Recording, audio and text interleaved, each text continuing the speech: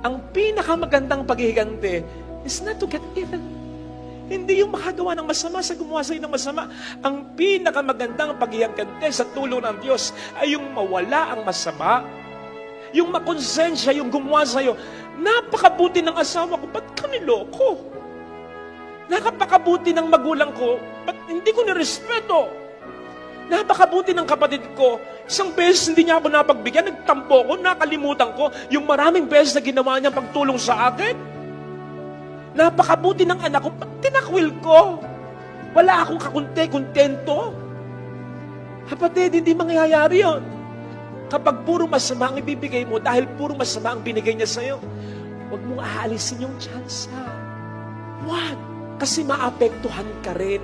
Lalo na, kung hindi ibang tao yung nagkasala sa'yo. Mga kapatid, mahirap ito. Pero isipin po ninyo,